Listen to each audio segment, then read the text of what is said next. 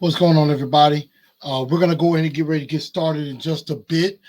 As y'all see on the screen, what we're going to be talking about today, definitely got the Titans trying to bounce back against the Denver Broncos coming up on Sunday. See if the Titans could definitely pull that out.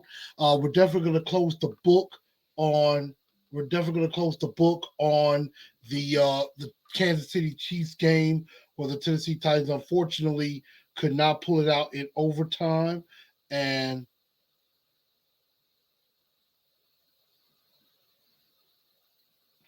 also, we're going to get into Denver. We're going to talk about Malik Willis a little bit. Can he improve? He had, definitely a quote that was eye opening. And also talking about the wide receivers and this inept passing offense that just can't seem to do anything. And one receiver in particular had a very interesting thought on this, had something to say about the wide receiver struggles, and I got to call him out on it. So we're definitely going to get into that. Again, make sure y'all share this show out. Share the show out to everybody. We're going to get ready to get started in less than 60 seconds. Share this out it's on YouTube. Also, we're going to make sure it gets on all the podcasts on Google, on Apple, iHeartRadio, and Spotify as well. So definitely stay tuned for that. And go ahead and let's get ready to get the show started. We will begin in less than 60 seconds. Here we go.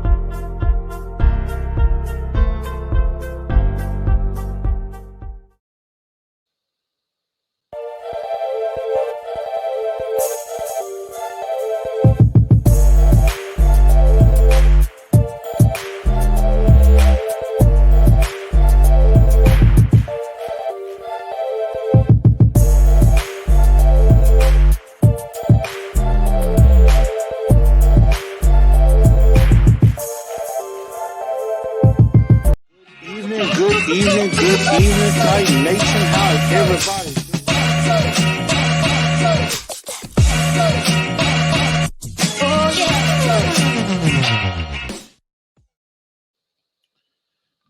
What's going on out there, Titan Nation, football fans everywhere? Welcome in to TNT Tonight, Titans and Truth. I'm your man, Chris, a.k.a. Blue Enforcer. We're going to have a very good episode for you this evening. Again, I want to ask if you do, please be so kind as to share this show out. You can definitely share it out on Facebook, on Twitter. Also, you can take a screenshot, put it on Instagram. I am actually about to put this out on Instagram as well myself. And so, making sure that everybody knows they can come on in as well and join the conversation as we talk Titans, Broncos. We're also going to talk about ending this Kansas City game and some comments that were made by a particular receiver as well as a quarterback in regards to this game. We're definitely going to talk about it. Again, make sure y'all follow the channels if you haven't already on Facebook, on the Titans and Truth main page. Also, the TNT Enforcers fan page on Instagram at Titans_in_truth, and also on Twitter at TNT Blue Enforcer. So definitely make sure y'all follow those channels, and definitely make sure that you also give a like. I would like everybody to smash the like button that comes in and watch the show tonight. Please hit that like button. And if you haven't already subscribed to the channel, go ahead and subscribe to the channel and hit that bell and hit all under the notifications. So that way you know everything whenever I go live or whenever we have something coming out. Make sure you do hit that like button and that subscribe button. So that way you know exactly what's going on with everything, and we can definitely have a good time. So let's go ahead and get into this. I see we have a few people. I know our resident hater, Mr. Kent Woods, was kind of watching. Hopefully he's getting a little bit better. We see AZ Mick is in the house. Herman down in the big state of Texas. We got 615 podcast saying the passing game is non-existent, which is very true. We are going to talk about that. And we got one of the ladies in here, Miss Amy Childers, coming in. I appreciate you watching. Thank you for tuning into the show. So let's go ahead and pop right into what we got going on. I see Philip is in here as well. So I definitely do appreciate that. So again, everybody, welcome into the show, and we are going to have a lot of fun. But let's close the book on the Kansas City Chiefs. And this is a lot of what we talked about on the post-game show. If you missed it, definitely go back and take a listen to that. Definitely go back and take a listen to that. And give me your thoughts on that. The Tennessee Titans do fall in a terrific game against the Kansas City Chiefs, but they fall to 5-3, 20-17 in overtime. And, again, just like I said before, this game was – I had to drink some water there. I mean, it was a dog fight. It was much more of a fight than Kansas City was expected to have to put up. And I definitely give credit to the Titans for that. And again, I think the defense was fantastic. Even though, yes, if you look at the stats, they say Patrick Mahomes threw for 440 yards and everything. But Patrick Mahomes had to earn every single bit of those yards. Nothing was given to him. And then, special teams did some things very well. And Derrick Henry was Derrick Henry, obviously. But the problem was an inept passing offense. And, that's something that we're definitely going to talk about a little bit later.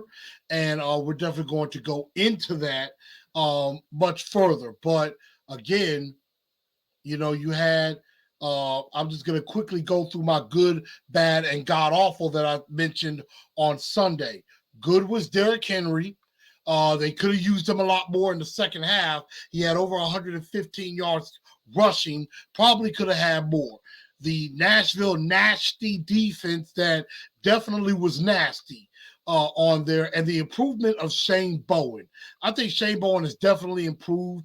Would not be surprising if he gets some head coaching looks, but I think he's going to stay right here. The bad, of course, was I think Malik struggled at times, especially in late game, when it was the game on the line and in overtime. I think he struggled a bit and looked like a deer in headlights, but there were some good parts there too. I think there were some times that he did do some things well. There was a couple of passes that he had right on the money, and those inept receivers dropped them, which we'll get into. But that was something that I just wasn't a fan of.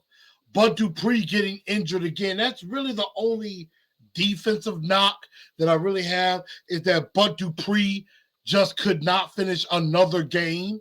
And that is starting to be concerning to me, is that Bud Dupree will start a game, but he won't finish. And that's becoming far too often of a problem. And then, of course, Todd Downing not making any adjustments, but more on that in just a bit. The god-awful, again, non-existing passing offense. You got no playmakers and wide receiver. The refs absolutely won this game for the Kansas City Chiefs, especially during that 2-point conversion try. I also mentioned Vrabel's loyalty and stubbornness, and that's just basically because of Todd Downing. And then John Robinson.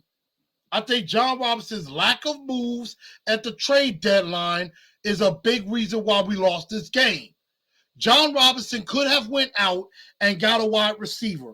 I know there are some people that will say, well, who could we have gotten that would have improved this offense? And again, I will say, any of them.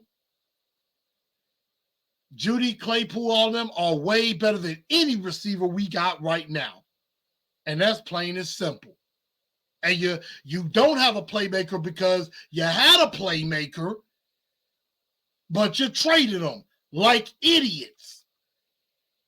So that's why I say John Robinson's like a moves.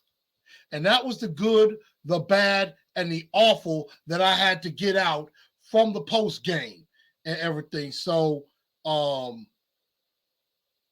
see Sin City Titans saying tighten up. And, Sin City said some stuff, was saying some stuff that I just thought kind of tickled my fancy, but not in a good way.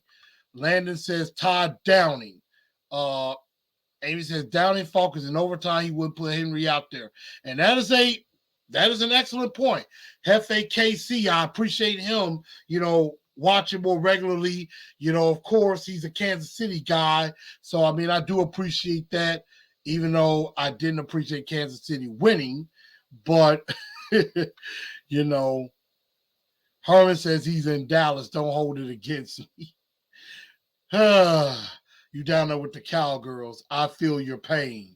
Volcano says Traylon will give a boost to the passing game. And we're going to definitely get into that as well. And that's why I want to ask all of you tonight as we talk about this. From that game, who was your two-tone blue star of the game from Kansas City?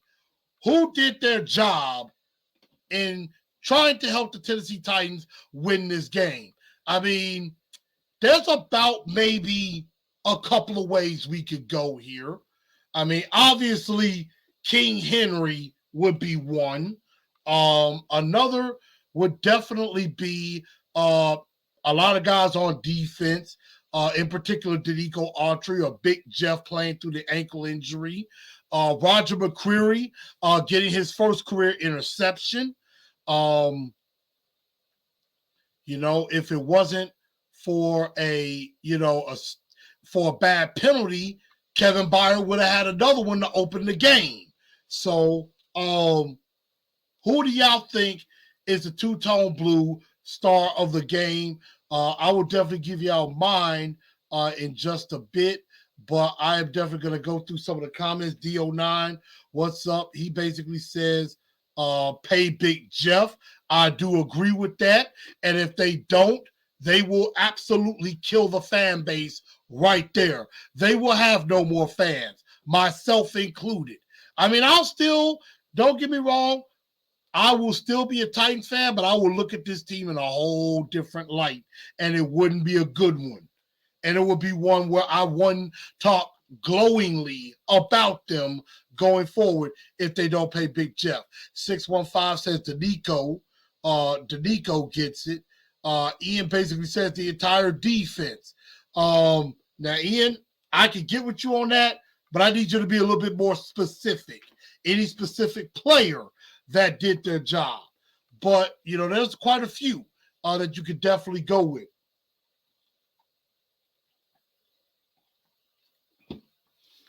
And I'll even give a little offensive love to maybe like an Austin Hooper. Even though he didn't get thrown the ball a lot, he caught 2 of his 3 targets that he did have and everything. So I could definitely see that. But I think, even though I would love to just go with the obvious of Derrick Henry, and that would be extremely obvious on that. Now, Philip, Ian basically says Fulton County Jail. Now, I could get behind that too, because Christian Fulton has definitely become a lockdown corner. He has definitely done that. Philip goes in and says, David Long Jr. He set the tone, especially getting under Kelsey's skin early. So I definitely could get with that. Shane, of course, going with Derrick Henry. I'm going to have to say the two-tone blue star of the game. I like a lot of those defensive choices. I do agree. But I am going to go. I'm going to have to go with my homie of the 615 podcast, Mr. Lee Hillis. I got to go with Danico Autry, because Danico Autry is the most underrated Titan signing ever. Besides, I would almost venture to say much more underrated than Delanie Walker. And that was a hell of a signing, was Delanie Walker. But Danico Autry comes in. Him and Big Jeff have been a force. I mean, Danico Autry has 7 sacks on the year. 7. To, I believe, he is the Titans' leader in sacks, if I am not mistaken. And that's what I'm about to confirm. But I want to say, I think he is the,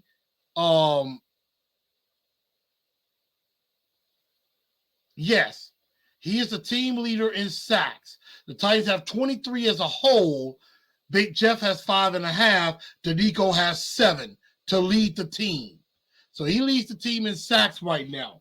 But also definitely giving an honorable mention to Christian Fulton and also Big Jeff, because Big Jeff playing through that ankle injury, I could tell it was bothering him because, you know, whenever time where plays were getting downfield, Big Jeff could normally run them down, and it looked like he just couldn't run them down like he normally would. So, you know, that I got to give Big Jeff some points on effort just playing through everything. And again, I think Christian Fulton, and I like the progression of Roger McCreary as well. So I think we got 2 fine corners on the outside, without a doubt. I see Rocky Yit is in here.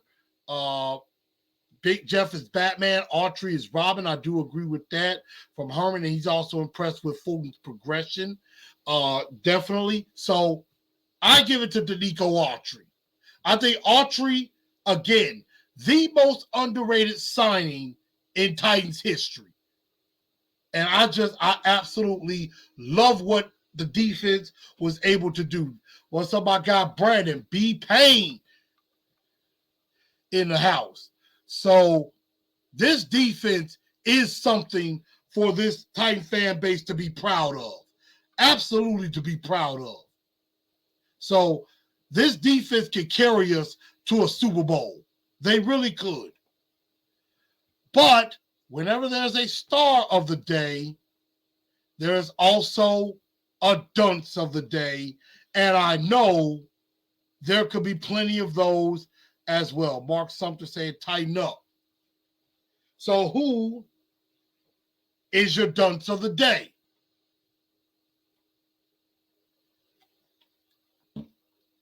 You know, who could it be? Could it be the offensive line? Dennis Dudley, Dud.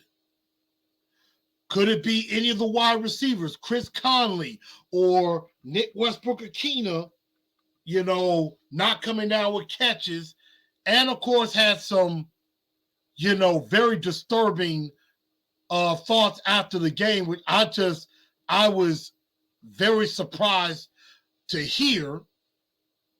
Is it Todd Downing for his inept play calling at times, or not being able to adjust in the second half and keeping Henry on the sideline? Is it Mike Vrabel being so stubborn to not step in and tell Todd Downing, hey, get my running back in there? Or could it be John Robinson again for not making moves at the deadline and seeing this inept offense and hasn't done anything about it? So we could go a whole lot of great ways. Definitely. So who do we blame for that?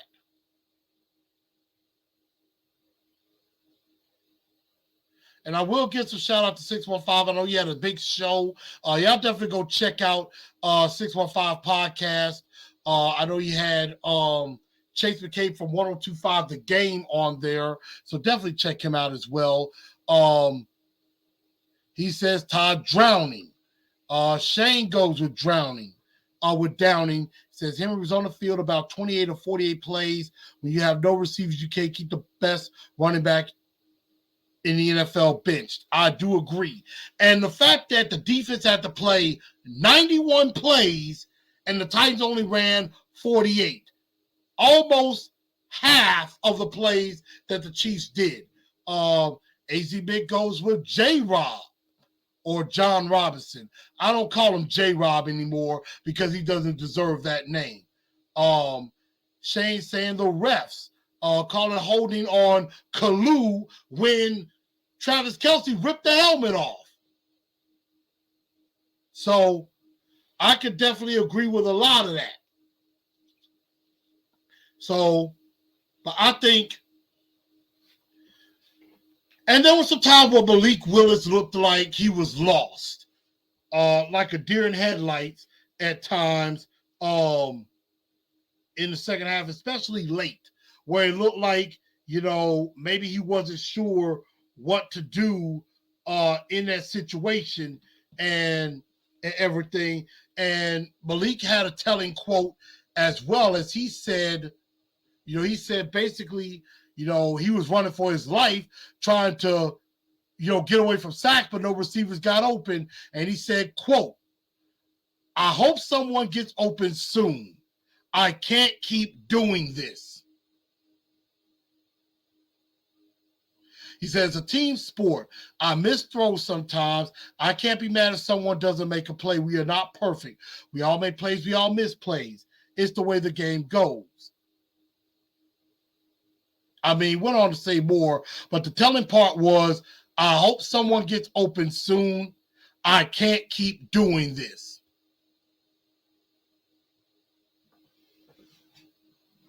So at the end of the day, I honestly do believe that the dunks of the day, well, there's more to that. I think there's a couple of dunces of the day that I'm going to give out. One is Todd Downing. Because again, as always, and this has been happening all year, where Todd Downing, he does okay when he scripts plays. But then when things go off the rails, or you go off script, he makes no adjustments. For example, the read option was going great in the first half. It was basically pick your poison. You either cover Malik or you cover Derek. If you cover the wrong one, the other was going to have success. It was working. Second half, the Chiefs adjusted to that, and Todd Downing did not. Dion, I mentioned that already, paying Big Jeff. I agree they should. I know you said that a couple of times, but yes. So I'm like, you made no adjustments, none whatsoever in the second half to combat when they adjusted to you. I've always said it. You make adjustments. They're going to make adjustments. You have to be prepared to make adjustments to their adjustments. And as I've said, you have to make adjustments not just from first half to second half, not just from first quarter to second quarter.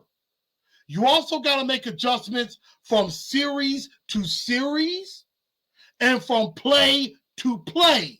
You got to be able to make adjustments. Now, it's much harder to make an adjustment from play to play, but sometimes you got to see something and think, okay, you know what? we might could come back to this play and it could be ran a little bit differently. Or when the other side of the ball is on the field, you look at a certain series and think, okay, we could have did this better. Let's try this. That is called being a good offensive coordinator. And again, not scheming wide receivers open to help your quarterback. And TD had a great whiteboard Wednesday today where he described a play that you can scheme your guys open. The only problem is Todd Downing is inept at doing that. Shay says, I think this is a good time for Malik's development. And I mean, right now, this could be a good thing for him. And I know there are some people that blame John Robinson, which I'm not disagreeing with that because, A, you don't tell Big Jeff, we don't know how we're going to pay you. And 2, you had a chance to make a trade at the trade deadline, and you did not.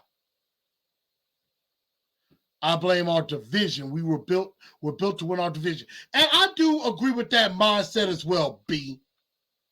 I'm not liking the fact it seems like Vrabel, they're all content on just winning the division. I'm like, you should want more than that. You should want to win the Super Bowl. That is your ultimate plan. Winning the division is part of that. But winning the division is not enough anymore. We want more. And right now, the Titans aren't seeming like they're going to give us that.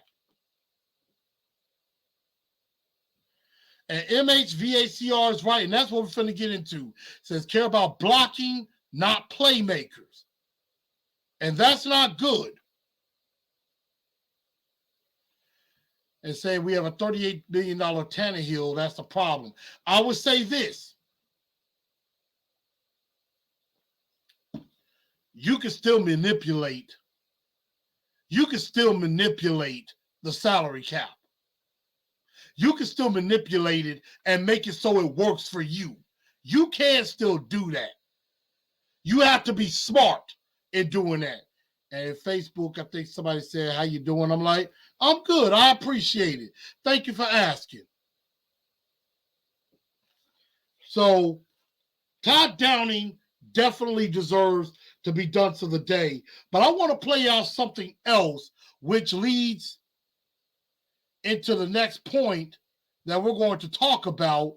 And this basically sums up why I give another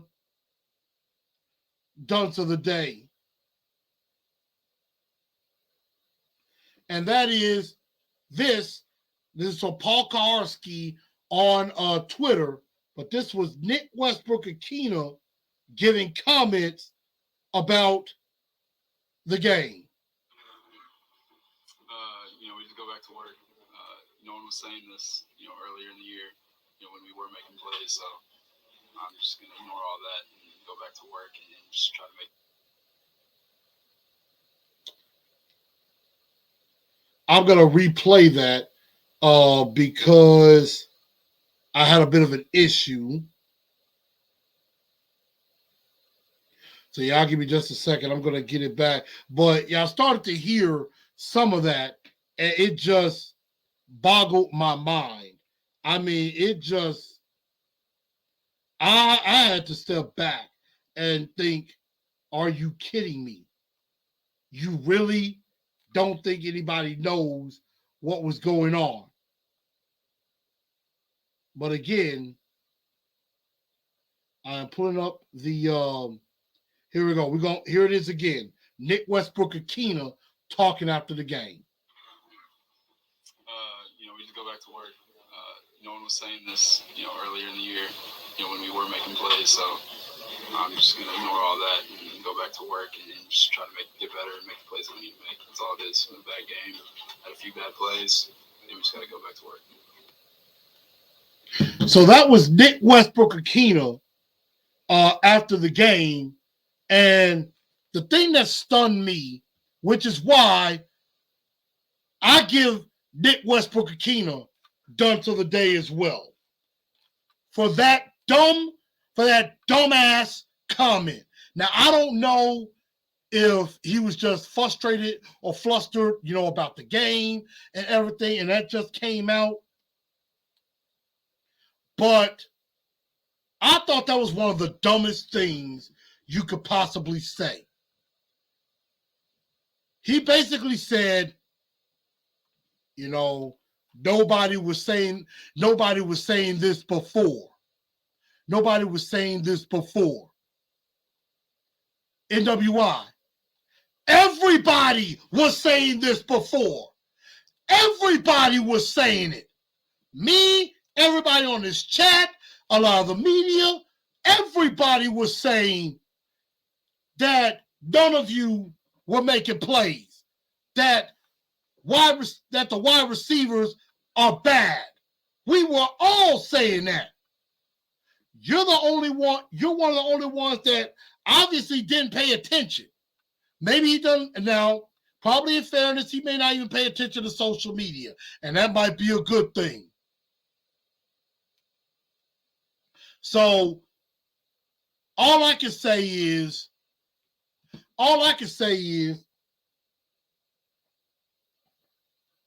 and that makes me ask the question.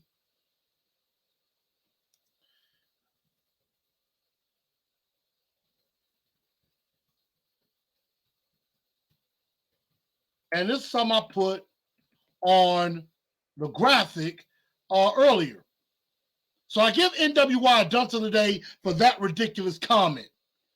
We're talking about this in net passing offense. And the question is, are the wide receivers really that clueless? Are they that blind to what's going on? Because Nick Westbrook-Akina must obviously be behind the times, must obviously be behind the 8 ball. Because again, behind the 8 ball. Because he had the nerve to say, nobody was saying this about us before. Again, everybody was saying this before. You just weren't listening. And then he also goes on to say, well, nobody was saying this when we were out there making plays. And my next question is, when has the wide receiver made plays? I haven't seen it. Have any of y'all seen it? Have any of y'all seen any of the wide receivers make real plays?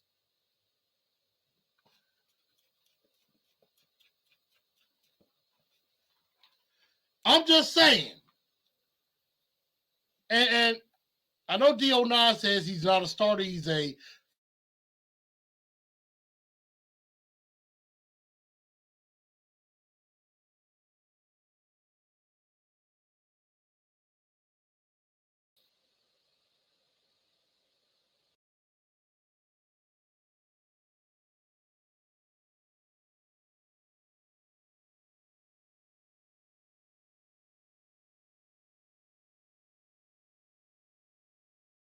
okay. There we go. Sorry about that, y'all. But it's the fact that NWI shouldn't have said that in the first place. I think Paul Kaharski and the guys baited them and they got him. But the fact is, yes, it is on the GM that he should have gotten better. They should have gotten better players there. But NWI saying, nobody was saying this before. He obviously hadn't been listening to social media. Everybody's been talking about the wide receiver position all season long, even before.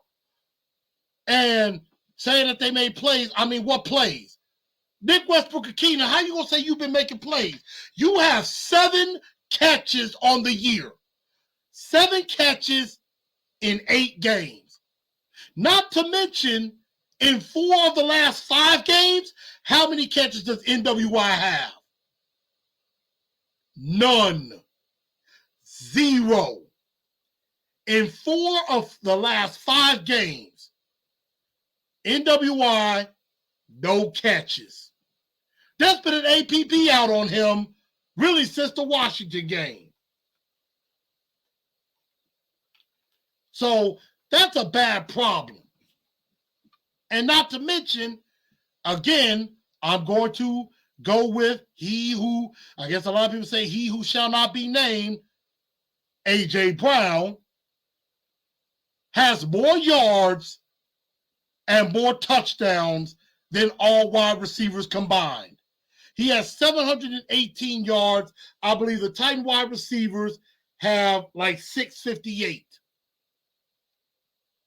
So he has almost 40, he has almost 50 yards, 60 yards more than all the wide receivers combined for the Titans, and has 5 more touchdowns than all the wide receivers combined. Robert Woods is the only one that has a touchdown. The only receiver with a touchdown. So NWI talking about we making plays. You have 7 catches, no touchdowns. What plays are you making? And not to mention, there are a bunch of receivers besides A.J. Brown that have more yards than the Titan wide receivers. There are literally 8 receivers and tight ends, including Travis Kelce, who have more yards and touchdowns than the Tennessee Titans receiving corps. There are literally,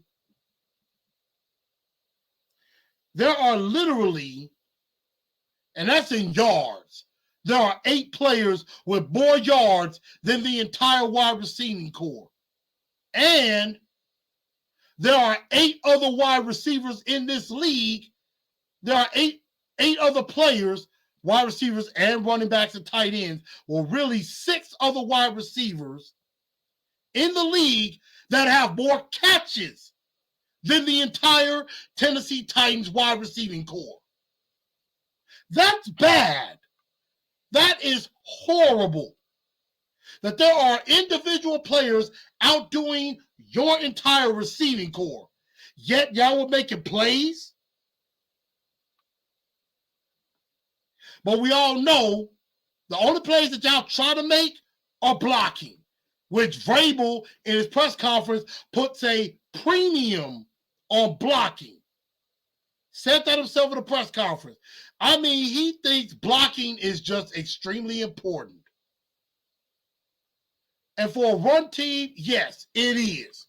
But not to that degree. I mean, by God. When Vrabel was talking about that, saying, I put a premium on blocking, on wide receivers blocking. And that intel is the problem. Buckeye DK says that's terrible. Blame goes to the GM. I agree with that. Brandon says, I don't think wide receivers understand the scramble drill. Downing doesn't feature a wide receiver or tight end. We have a bunch of slot guys. Downing doesn't create passing scheme. I miss Arthur Smith. I think we all do.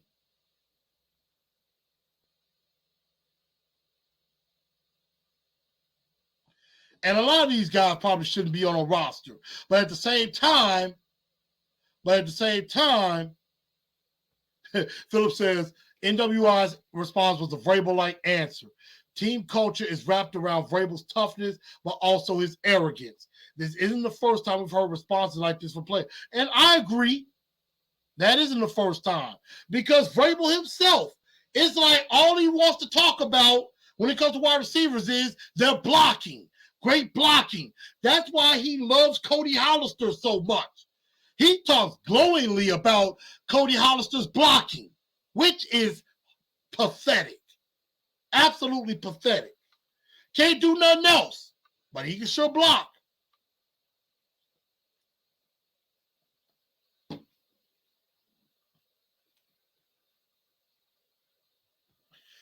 And Miss Jackie comes in and says, the shame when the commentator makes a statement about the Titans not wanting to pay receivers like they did during the Kansas City game. Amy needs to take heed. You know what?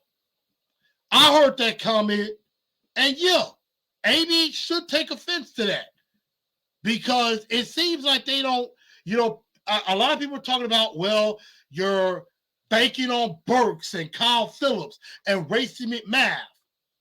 Right now, yes, some of those guys might be coming back, but we don't know if it's going to help the offense at all. We don't know if that's going to make it any better or any worse. We have no idea. We could be in the same position we are now. You know? And, I mean, for example, yes.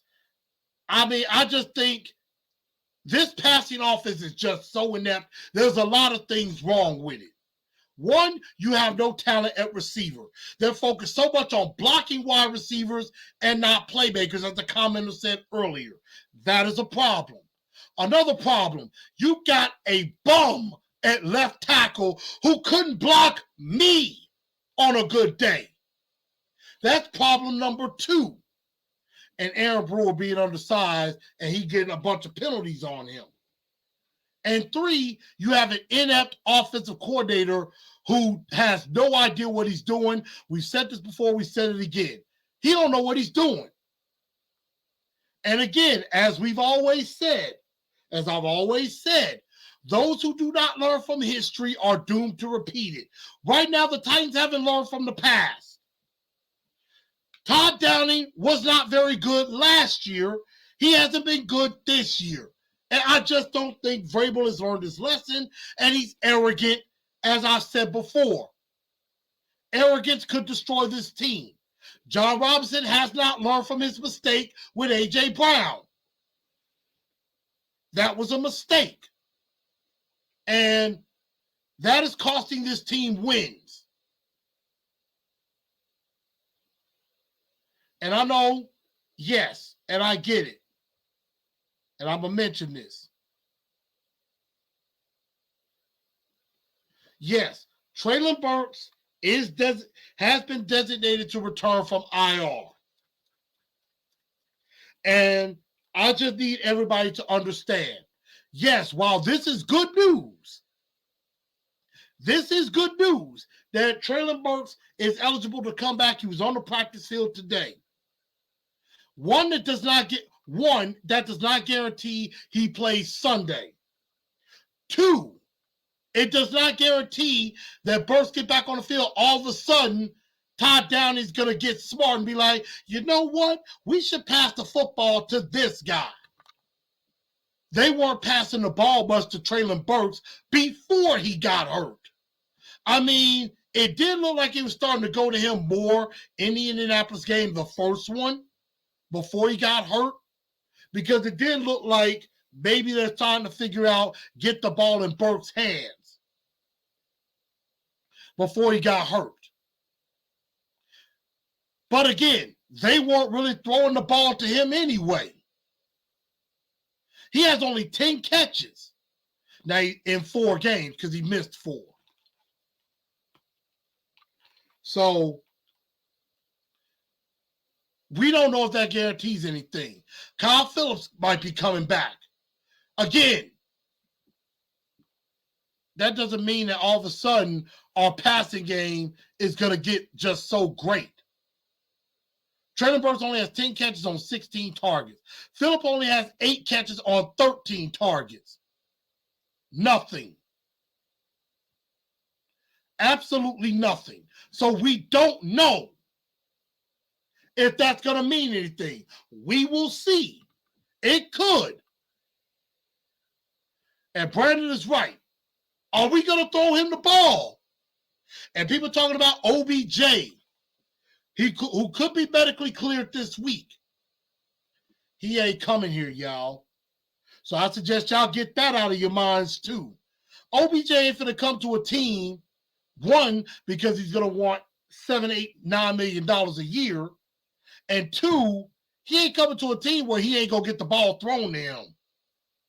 He wants the ball thrown to him 7, 8, 9, 10 times a game, which they should be doing that with Burks.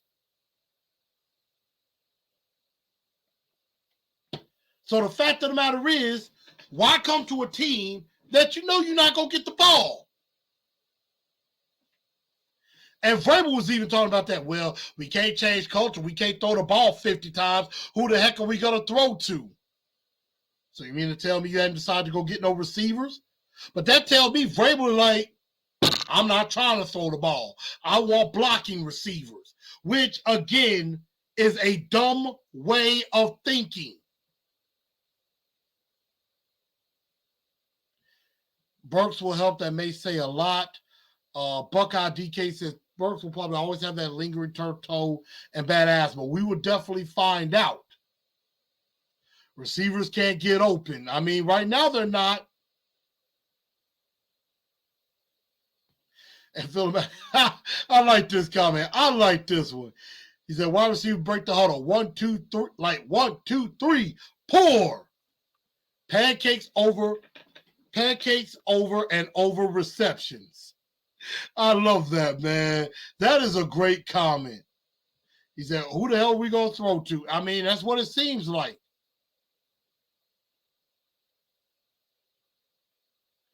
Receiver we have on the field now is ridiculous. That is so true. So, again, we have no wide receivers. Burks coming back does help, but we got to see in game action.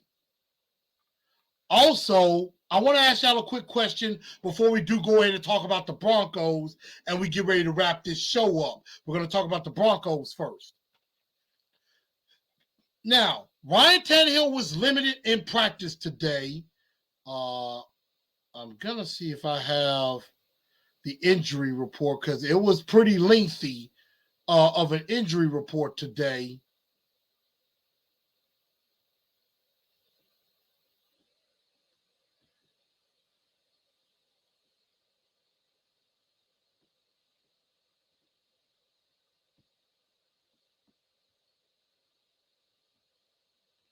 Yeah. So I got the injury report right here. Now, Treylon Burks, like Elijah Molden, they are designated to return, but they do not count against the 53. So until they're activated. And so before we get into the injury, I want to ask y'all from the game, can Malik Willis, did he improve a little bit from game 1 to game 2? And can he continue to improve? That's the question. Because we do have, coming up, we are going to have 2 games in about 5 days. Because you got Sunday against the Denver Broncos, and then 4 days later, we're in Lambeau going up against the Green Bay Packers.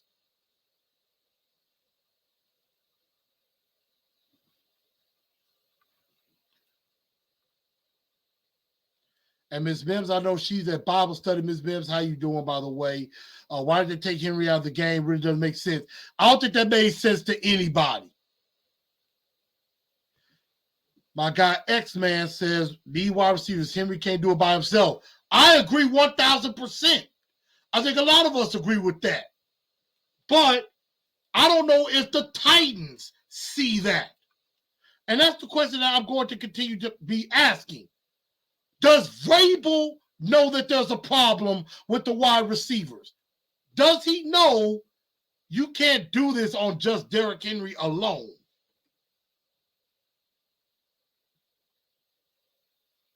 So can Malik improve? AZ Mix says, yes, he just needs time. Dion says, I think Malik will play. Telly Yo Kick says, yes. Miss Jackie says, yes, he absolutely did improve and will improve. He is the future. Dion says, not enough in my opinion.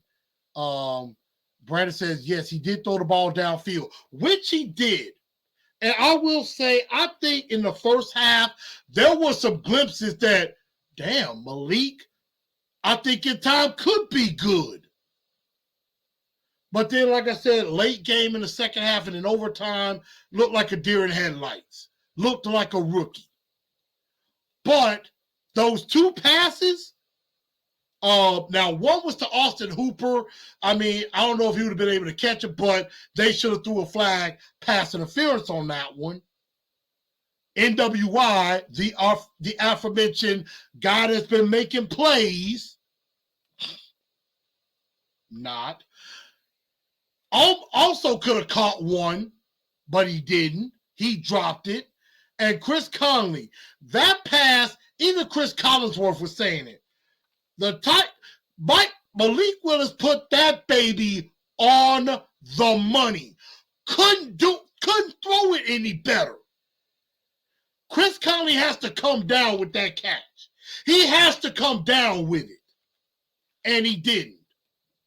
So that also did not help Malik Willis's stats. Because I think there were some times he did get better. And there were some times he threw the ball away and lived to fight another down. And he does have some escapability potential. But that Chiefs defense was pretty good. Can't lie about that.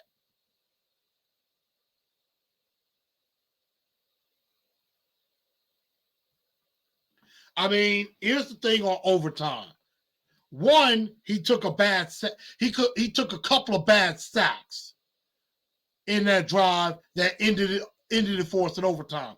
One, you don't call a tight end screen to Jeff Swain of all people in that situation. You give it maybe to Chig, or you get one to maybe Robert Woods or something like that. Maybe that could work. And I believe also there was a penalty that might have drew it back too. But again, all of that is because Henry was not in the game. Why was he not in the game in those situations where you could have still ran with him? You could have still ran with him. Philip says, I think Malik can improve the coaching staff, let him play backyard football like the Bears staff is letting what Fields do now. Can't give him game manager game plan. And you know what? I agree with that. I think that is a problem. That they're not letting Malik loose. They're trying to kind of hold him to a leash and everything, and that's not fitting for him. You know? Yes, playing under center is important, but other times you got to just let him sling that ball sometimes, because that would definitely help.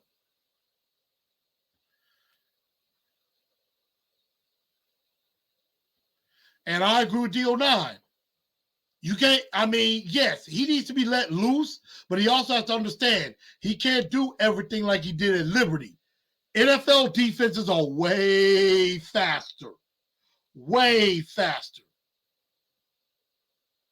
And Josh comes in and says, I have a question. Is it time to consider whether John Robinson should still be the GM? Bad trades in recent years and only one first-round pick panning out. That is an excellent question, because I think a lot of blame does deserve to go on for John Robinson. Because John Robinson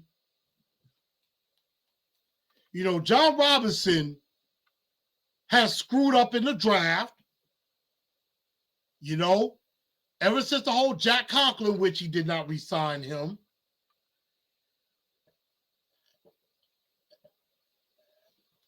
And in his tenure, only one first-round pick has actually panned out, and that's Big Jeff. That 2018 draft class is incredible. Every last one of them are players, except for one. And he was already gone out in DeAndre Walker. But everybody else has played. David Long is playing himself to a new contract. Nate Davis might get himself a new contract. Amani Hooker already got a new contract. Big Jeff better get paid. And then you made the bad mistake. You traded away your playmaker in A.J. Brown. So, yeah, J-Rob deserves a hell of a lot of blame.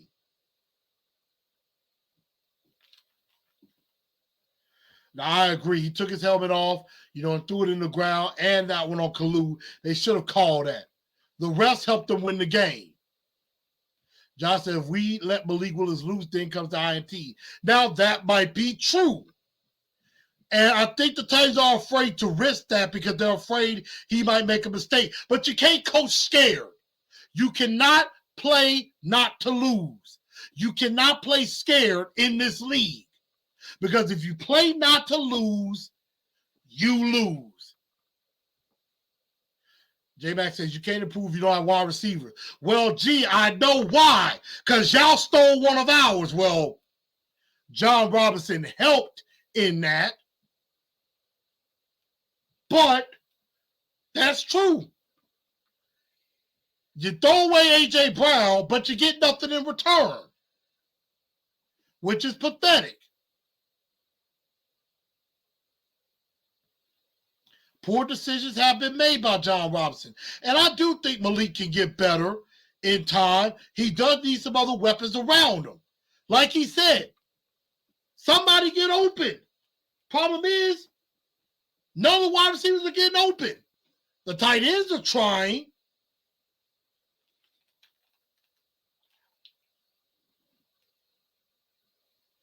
Cedric Williams says, Vrabel comment is an indictment of John Robinson's failure to work out AJ contract, send the team back, building chemistry.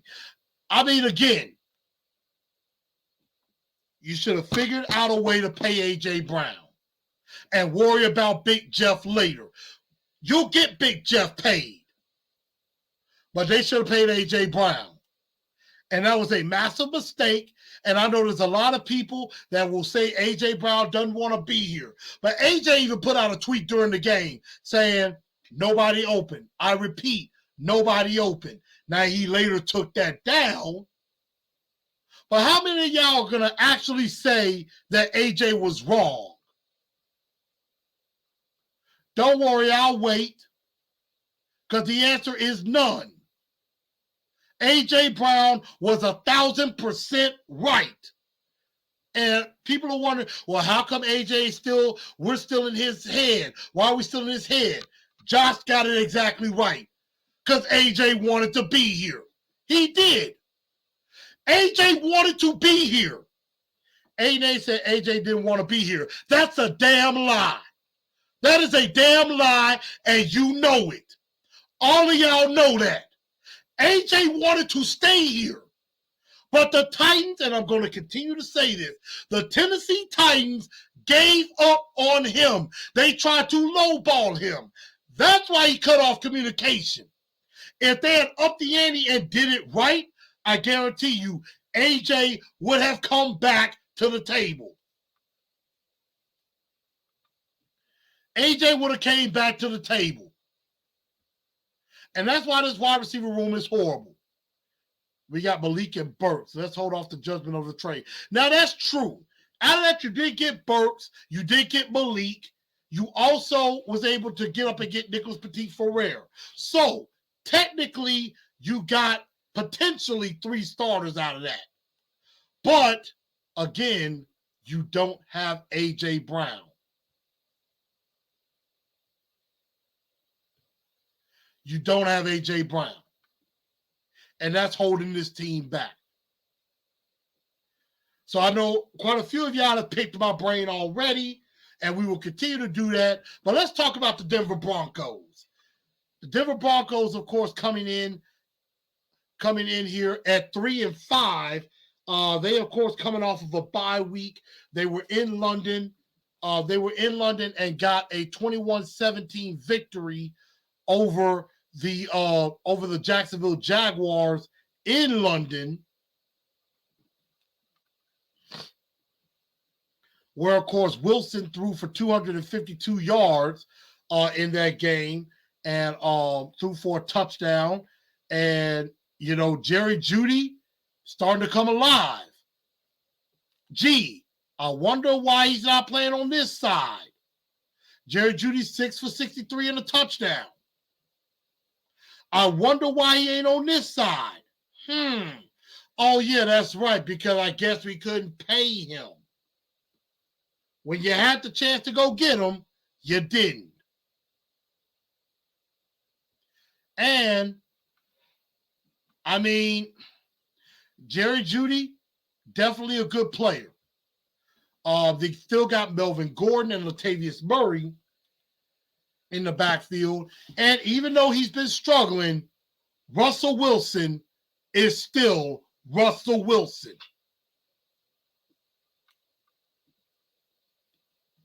So you got to remember that.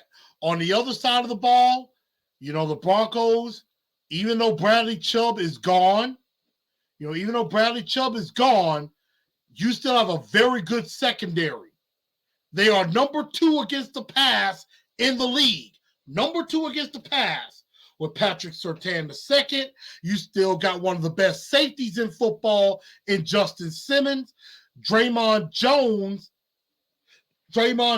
at defensive lineman is still coming along rather well. You got a tackling machine in Alex Singleton. So there are some good players on that side of the ball. There are some very good players on that side of the ball. They're one of the better defenses in the league. So, with that being said, there's some ways that the Titans can, make some success against the Denver Broncos, but it ain't going to be easy. The Denver Broncos are the number 2 defense in the league. Number 2 defensively. And they're number 1. They're the number 2 overall defense in the league. They're number 1 against the pass. Now, they're about 21st against the run. But again, the Bronco defense is very, very good despite their record. Despite their record, very, very good. And, of course, all of this is a part of the Man Hour Network as well. Shout out to the Man Hour Network. Of course, I've been collaborating with them. Definitely hope to have my guy Mike on at some point. I know he loves Kansas City. We'll definitely have to talk about that. So I definitely do that. So shout out to the Man Hour Network. I know he has a lot of great things going on as well with the network. So Dion said the offense is terrible. It is. So the Broncos offense may not be great, but I wouldn't underestimate them. Their defense is really good. Their defense is very good. Number 2 overall in yards, number 1 against the pass, number 2 scoring defense. Number 2 scoring defense. Now the Titans are number 10 in scoring defense. Number 10. Of course, the Titans are also number 2 against the run. So that's something that can play to our advantage. Now, they're still going to say we're 30th against the pass, but it's a little skewed on that one. Now, of course, my friend Manow wants to hate. Talk about Titans miss the playoffs if they lose to Denver. I don't think they're going to lose to Denver. Philip says Jeudy isn't worth trading for because he can't block. Chris Conley is a better option in my Mike Vrabel voice. I know that was being funny. So, yeah, I mean, it does seem like that. It seems like if you can't block, Vrabel ain't going to want you, which is pathetic. And I know some people are thinking if Malik plays, the Titans will lose. Now, granted, this could be Malik's first home game as a starter. But again, man hour thinking that the Titans are going to lose. I'm going to tell you why the Titans are going to win. And here are the Blue Enforcer 4 points to victory. Again, as we keep going, make sure y'all like this show, hit the like button, and also subscribe to the show if you haven't already. And also, download the show on either Spotify, iHeartRadio, Apple Podcasts, or Google Podcasts as well, wherever you get your podcasts. But let's go into 4 points of victory into why the Titans will win this game. Number one, you got to keep Russell Wilson contained. Because even though Russell Wilson has struggled this year, he is still Russell Wilson. He is still Russell Wilson. And Jerry Jeudy is starting to come on as of late. So you definitely got to keep him contained, keep him in the pocket. You know, you got to get after him. You get after him, and you can definitely force some turnovers. That's something that the Jaguars were trying to do and did do a pretty decent job of, was forcing a turnover. Number two, do not give up explosive plays. Because Denver does have the capability of some explosive plays with Jeudy, with Sutton, even if they occasionally throw to KJ Hamler, they could. But if you get to Russell Wilson, you won't allow that. And you make sure you take care of the running game. You take care of Latavius Murray and Melvin Gordon. And also remember, Melvin Gordon does have fumbleitis issues. He does have some fumbleitis issues. We saw that when he was playing for the Chargers. A few years ago in Ryan Tannehill's first start. He ended up fumbling the ball, which won the game for the Titans at the end. So definitely don't give up explosive plays. Number three, and this is for the offense, win at the line of scrimmage. Draymond Jones is very, very good. Just because they don't have Bradley Chubb, Baron Browning, the other pass rusher that's really started to come on before he got hurt, he's day-to-day. He could possibly suit up for this game. I don't know if he will, but you definitely got to be ready for that. You got to win at the line of scrimmage, both in running the ball and passing the ball. You got to win at the line of scrimmage, really on both sides. You got to win at the line of scrimmage. If you do that, you have a very good chance of winning this game. And last but not least, I've been watching Pirates of the Caribbean all weekend. So, in the words of Pirates, keep to the code. Keep to the code. Run the football. The Denver Broncos are not very good against the run. They're about 21st. Travis Etienne had over 150 yards against that Denver defensive line. And a lot of those plays, he got to the edge. Derek gets to the edge, he could break one. And I would say avoid the no-fly zone and the double S. That being Patrick Surtain II and Justin Simmons. You got to avoid those guys. You do that, you have a very good chance of winning this game. Brandon says, make Russell throw an interception, field position, score a touchdown, play with an edge. That 3rd and 17 did break us.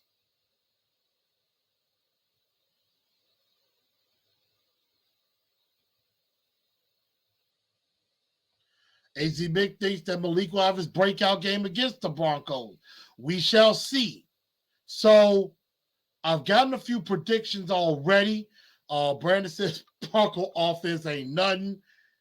We ain't passing. 20-13 Titans. I believe. And I am, I said this on Titans Rossi's show the other night. I think the Titans win this game, but Denver could beat us because this is the type of game we would lose. And I'm trying to see, I know another prediction. I know Zach had a prediction earlier too. But what do y'all think? Who wins the game? J-Mac says Denver's O-line is trash at pass blocking. D-line is trash too. Henry will have 150 plus yards on the day. Hey, I think he could do that. Josh says Tannehill should be able to play. Now, again, here's the injury report for the Tennessee Titans. This is what happened. This is as of today. And I know Vrabel said it was going to be kind of light. Torrey Carter was a full participation. Danico, Aaron Brewer, Christian Fulton, Derrick Henry, Dontrell Hilliard, Lonnie Johnson, David Long, Kevin Strong, Ryan Tannehill were all limited. And then Josh Thompson, Tierra Tart, Jeffrey Simmons, Amani Hooker, Bud Dupree, Zach Cunningham all did not practice. And for some of those guys, it was a rest day. It was maintenance. So I don't really put a lot into today. Vrabel said it was going to be kind of light today. We will definitely find out more going into Thursday and Friday. We will definitely find out more on that.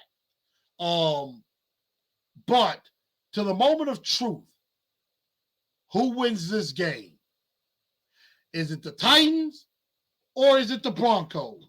Do the Titans get to 4? Do the Broncos get to 4 and 5? Or do the Titans improve to 6 and 3?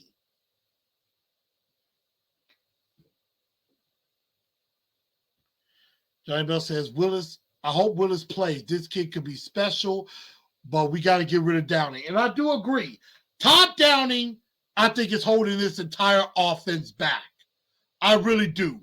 I think Downing is holding this offense back tremendously. But in the end, who do I think wins this game?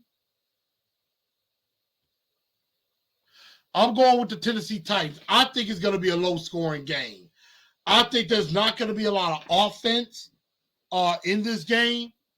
And I think the Titans, the home crowd, I think wills them to victory.